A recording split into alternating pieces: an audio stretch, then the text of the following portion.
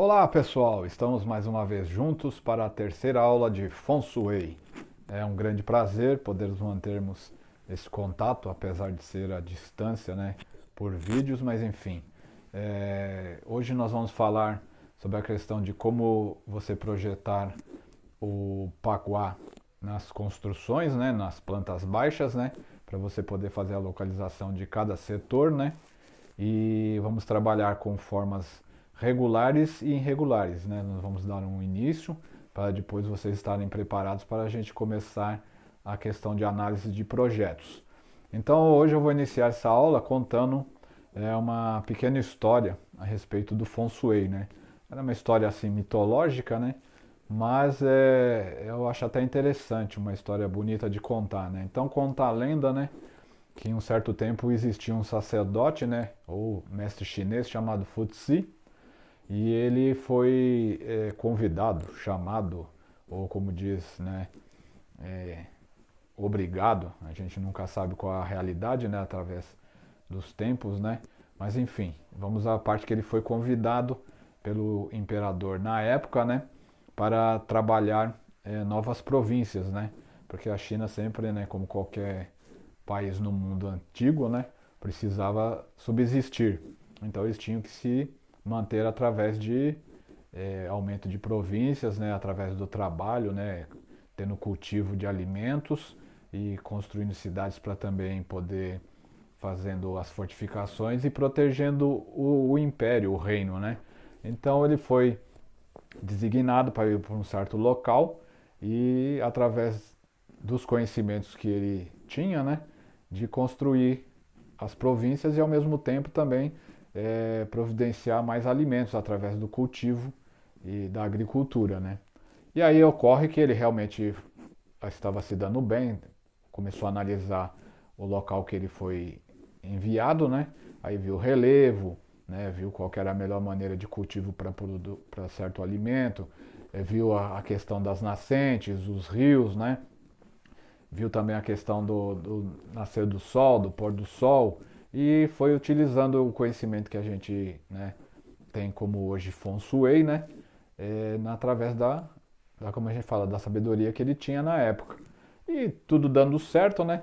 Mas houve infelizmente uma época, né, que houve uma grande tempestade e com essa tempestade o Rio Amarelo acabou transbordando e eles tiveram uma grande perda, tanto na questão da província, né, como também das colheitas, né, tanto que eles perderam o que estava no campo e também perderam uma boa parte do que eles já haviam colhido e guardado, né. Nesse momento ele ficou bem desolado, né, vamos dizer até entristecido, porque tinha vindo de um período bom, né, a colheita também tinha sido muito satisfatória, mas enfim, ele não pôde prever aquele problema, né? E aí ele ficou chateado e foi até as margens do Rio Amarelo, né? E lá, sei lá, pensando, né, meditando ou talvez suplicando por uma melhora. A gente nunca tem a real intenção dele naquele momento. Mas enfim, o que aconteceu foi que ele lá parado às margens do Rio Amarelo, eis que viu surgir de dentro do rio uma tartaruga negra, né? E quando ele fixou o olhar naquela tartaruga, ele viu sobre o casco, né? A carapaça dessa tartaruga, o desenho do Loxu, a imagem, né? Do céu posterior, que hoje nós conhecemos como o famoso Paquá, ou Baguá, né? Enfim, é uma história, né, lúdica, mas que é interessante a gente, como diz, disseminar, né? E aí eu quis dividir isso com vocês. Agora vamos à parte realmente do curso. Só vou dar uma trocada de tela aqui, né? E a gente vai trabalhar então. Então, como que seria a questão de projetar o paquá, né, em uma planta baixa? Então, esse é um dos desenhos, né, que a gente tem na apostila, que é a suposta casa U, né? Então ela tem lá a sua parte faltante, né? E ao mesmo tempo é uma construção. É que dentro dessas paredes existem as divisórias que vão dar ordem aos cômodos, né? Mas no momento a gente só utiliza a parte das paredes, como a gente diz, externas, que é a caixa, né? Sem a gente trabalhar as divisórias por cômodos, né? Então, quer dizer, como que seria feita a distribuição dos setores do Paquá, né? A gente normalmente pega a construção, ela tem que ter uma certa metragem, né? Que a gente, de primeiro instante, vai denominar de comprimento e largura. É óbvio que quando você pega um quadrado perfeito, tanto faz a largura e o comprimento vão ser iguais, né? Então, se você tem um quadrado 12 por 12, todas as quatro paredes serão 12 metros, né? Hipoteticamente. Então, ele é um quadrado perfeito. Fica fácil. Um retângulo, normalmente, é um quadrado, né? Só que ele possui um comprimento maior que a largura. Aí, por isso que eu acho que surgiu comprimento e largura, né? Apesar que também tem a questão da altura. Então, são questões de metragem. A gente tem que sempre atentar a essas informações, porque para nós elas são primordiais. Então, seguindo sempre esse parâmetro, vocês vão trabalhar duas paredes, né, paralelas, né, no caso, que no caso do desenho da planta seriam retas, né, mas são as paredes, né. Então, as duas paredes paralelas você vai batizar de comprimento e as outras duas paredes também linhas paralelas de largura, que é para você poder entender. Então, normalmente num retângulo, a gente olhando para a planta, né, as paredes, as paralelas são a de cima e a de baixo, e que seria o comprimento. E para o caso da largura, seriam as duas que aparentemente estão em pé, como seria no desenho, né? Então, como a gente faz? Você tem que saber qual é a metragem, né, da construção e transportar esse desenho para um papel. Normalmente, se a construção tiver, suponhamos, 12 metros, né, você não tem como ter papel com 12 metros. Então, você vai ter que fazer, como a gente fala, em centímetros. Então, se são 12 metros, você transporta para 12 centímetros. Porque sempre tem que ser exato. Se for 12 metros e meio, 12 centímetros e meio. Vai ficar difícil quando ficar tipo 12 metros, ponto 80 centímetros, né? Na régua de centímetros fica um pouco complicado, mas mesmo assim dá para você aproximar. Mas é que ao menos a medida inteira, né? Até 12 metros e meio, dá para você trabalhar com a régua, né? Os outros você vai ter que fazer, como a gente diz, cálculos milimétricos, né? Mas mesmo assim dá para trabalhar. Você não pode tipo pegar que a construção tem 12 metros e você chutar lá e fazer um risco de 11 centímetros. Aí tá errado. Tem que ser o mais próximo possível da realidade, né? Então você tem que trabalhar assim. Mas voltando ao exemplo, então suponhamos aí que a construção, no caso, né, tenha 12 metros, né? E seja um quadrado perfeito. Aí você vai fazer e vai pontilhar, né? Então 12 metros você vai dividir por 3, né? Porque nós temos 9 setores. Então você vai fazer o trabalho de dividir essa construção, a primeira reta, por 3. Aí você vai lá e faz a marca, quando vai dar 4 metros, né? 12 dividido por 3 é igual a 4. Então você pega lá, primeiro de uma ponta ao outro, você vai ter de 0 a 4 centímetros ou 4 metros. Aí faz um pontilhado e batiza ele. Ou você pode batizar com uma cor esse pontilhado, né? Ou você põe um número. Então no nosso exemplo lá eu fiz os dois. Eu coloquei a cor azul para o número 1. Aí você conta do número 1 mais 4 metros, vai fazer outro ponto. Aí você vai ter o número 2 ou a cor amarelo. Aí você vai marcar lá. Aí depois sucessivamente a mesma coisa. Você já tem na outra base, né, que aí ela passa a ser a largura. Você faz a mesma coisa, do canto até uma ponta, 4 metros. Aí depois você faz a marquinha, né, e pinta de verde ou põe o número 3. Eu normalmente sempre acabo numerando, eu prefiro. É que às vezes a marquinha colorida dá uma impressão mais legal na imagem, né? Então aí vai depender de cada um de vocês optarem pelo que vocês acharem melhor nos seus projetos.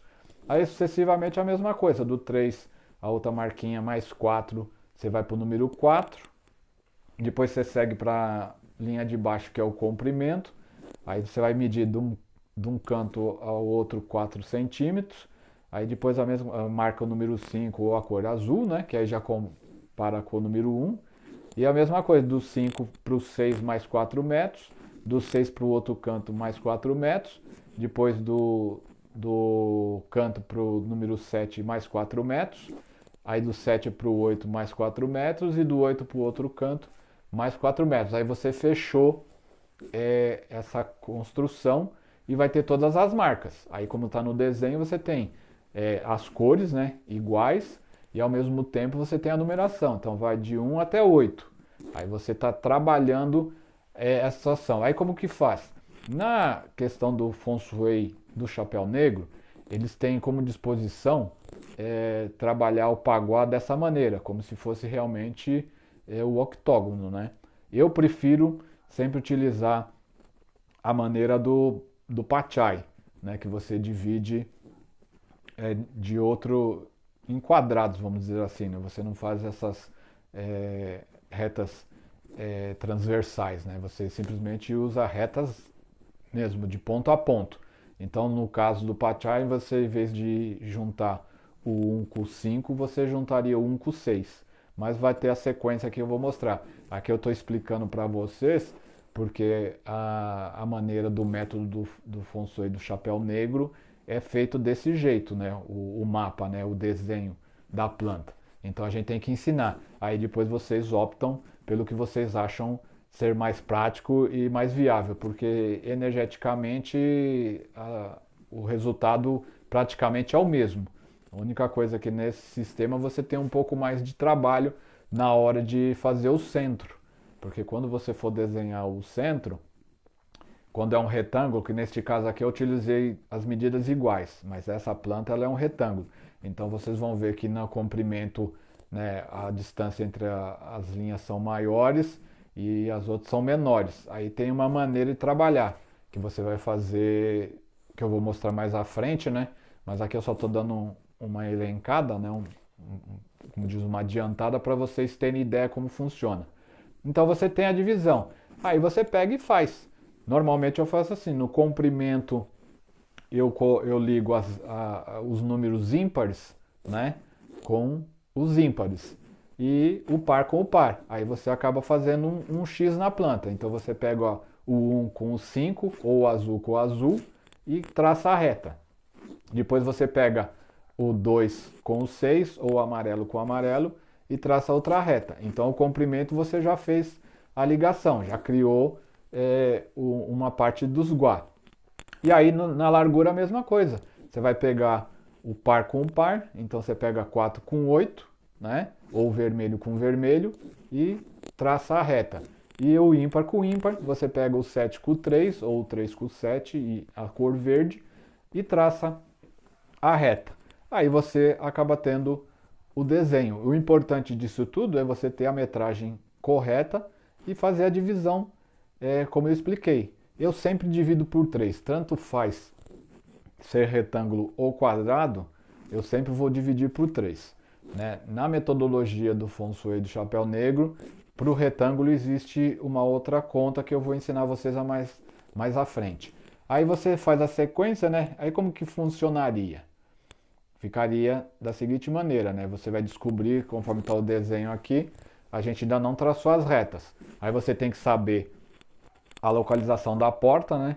Porque a porta sempre vai ter uma parede, né? Que ela vai estar localizada. É esta parede que nós vamos utilizar como base. Então sempre a porta principal, né? Que para o Feng Shui do Chapéu Negro é sempre a porta da sala, né? Onde está a porta principal, esta parede vai existir 3 setores, que são espiritualidade, trabalho e amigos. Sempre vai ser assim. Aí você vai se guiar por isso. O paguá vai ser sempre posto dessa jeito. O trabalho na parede, né, onde se encontra a porta principal, ao centro. E do lado esquerdo a espiritualidade e do lado direito amigos. Eu estou falando assim, você olhando para a tela do celular, né, ou de frente, como a gente fala, para a planta, né. Ao centro vai ser o centro mesmo, e aí depois distribuído, família, criatividade, prosperidade, sucesso e relacionamentos.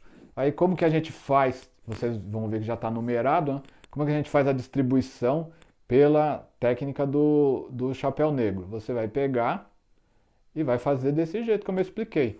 Você pega a primeira reta, né? Aqui eu deixei tracejado para ficar mais fácil. Aí você vai ligar o número 1 com o número 5, ou seja, a parte, né, comprimento com comprimento, você liga o ímpar com o ímpar.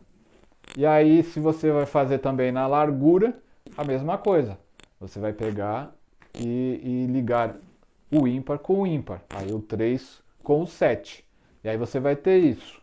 Aí sucessivamente fazendo as retas, né, as divisões, você chega nessa conclusão, nessa imagem, que é a divisão do Paquá. Aí você tem definida todas as linhas para cada setor.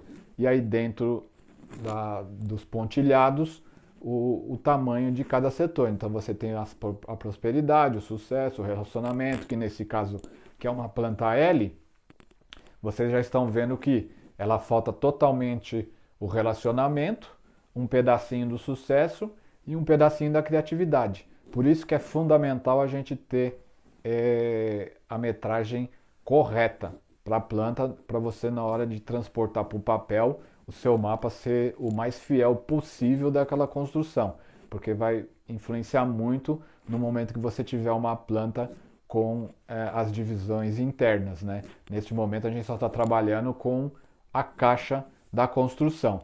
E aí você tem essa condição do mapa pronto.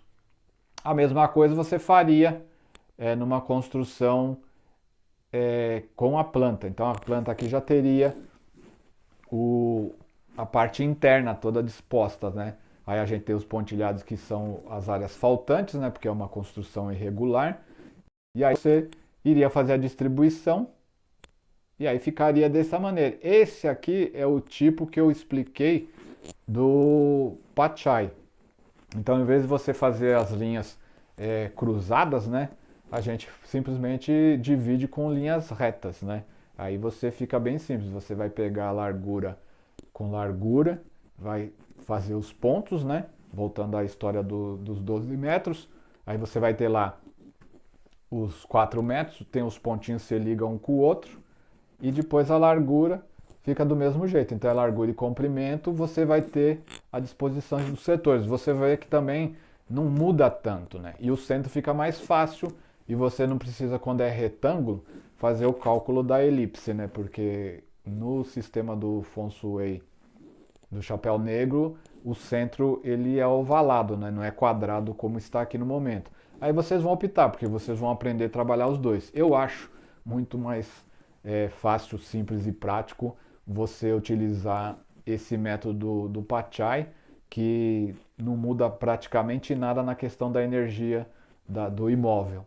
E eu gosto mais desse, né? O outro desenho fica até mais bonito, mas para trabalho de energia é praticamente a mesma coisa. E aqui vocês têm a questão da distribuição, né?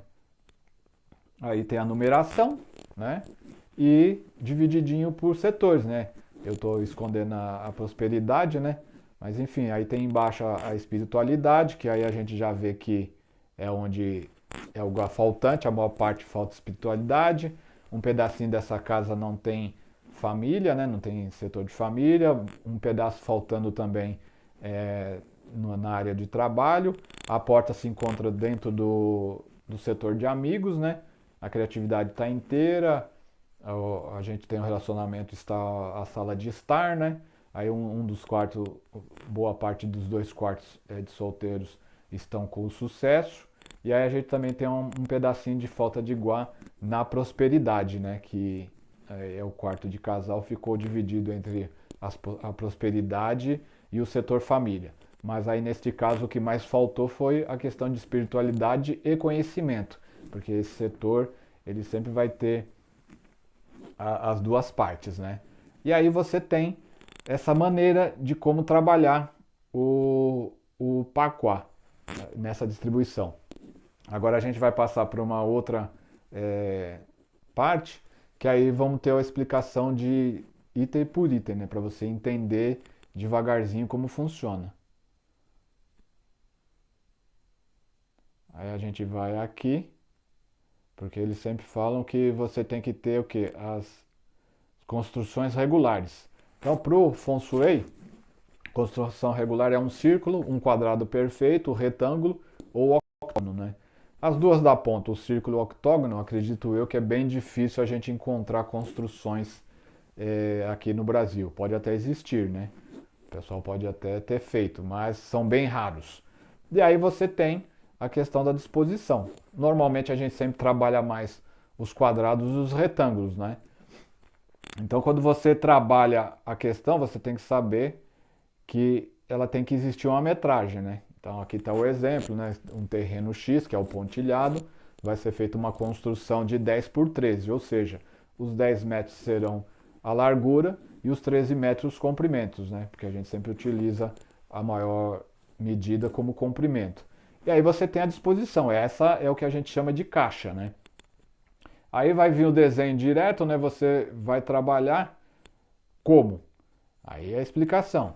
Nós aplicamos o baguá sobre a planta, procurando dividir o espaço em 8 partes iguais, mais o centro, né? Que aí seriam 9 partes.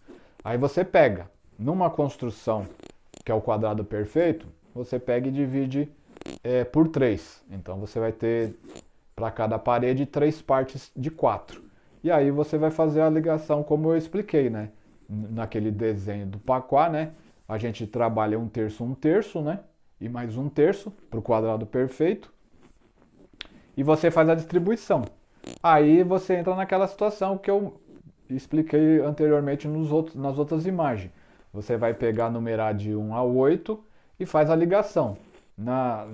Num que você batizou como as linhas do comprimento, você vai pegar, unir o número ímpar com o número ímpar e o número par com o número par. Aí vai fazer um X na planta, né? E sucessivamente você vai fazer também com a largura. Na largura você une os dois números pares e ao mesmo tempo une os dois números ímpares. Aí você vai ter outro X, que usando como a gente fala, unindo os dois X, né? Você acaba tendo o nosso desenho do Paquá, que parece assim uma hélice, né? Mas você vai ter os setores dentro de cada parte da construção. Aí você tem esse desenho, que anteriormente vocês já viram, né? E aí você faz a construção. Então, o centro vai ser proporcional conforme o diâmetro da casa. Então, a circunferência equivale a um terço da largura.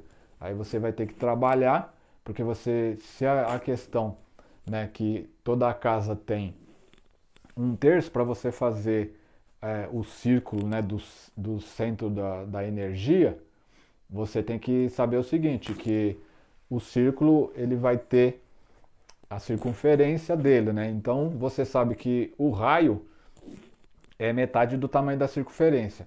Então se você tem lá uma medida de 4 metros, você vai pegar metade, que são 2 metros, e vai ser o raio. Então do centro, né, onde estão os dois X, os X se encontraram, vai criar um ponto de energia. Esse é o centro real da casa. Então você pega do lado esquerdo do centro, você coloca 2 metros, do lado direito mais 2 metros. Então o raio, como você tem uma medida, todos os setores têm 4 metros cada um, você vai ter o raio que é a metade. Então 2 para a esquerda, 2 para a direita, você marcou. A mesma coisa você vai fazer para o comprimento ou para a largura. Então é 2 e 2 para cada lado. Você também faz como se fosse uma cruz. Aí com o compasso, né, você vai delimitar aquele tamanho e aí você consegue fazer o círculo, né? Parece difícil, mas é bem simples. É só pegar, ou você pega a própria o tamanho, né, de cada setor, que nesse exemplo são 4 metros, você vai ter que pôr bem no centro, onde todas as retas se cruzam, o número ou a medida 2. Aí você vai voltar na mesma situação, vai ter 2 para a esquerda, 2 para a direita. E assim você faz para a largura e para o comprimento, como está a linhazinha mais clara. E aí você vai ter que usar o compasso, né? Não tem jeito. E aí você chega ao tamanho do círculo. Então, para essa questão do Feng Shui do chapéu negro, o círculo seria a energia do centro da casa, onde está a energia concentrada, né? No caso do Pachai, é um quadrado mesmo, ele fica igual aos outros setores. Aí aqui você tem essa disposição, como a gente voltou na imagem anterior, né? Você tem lá área por área, né? Prosperidade, sucesso, trabalho. Aí você tem esse desenho. Então, para o quadrado perfeito, o cálculo é mais fácil. Agora, quando você tem uma questão de ser um retângulo, você acaba tendo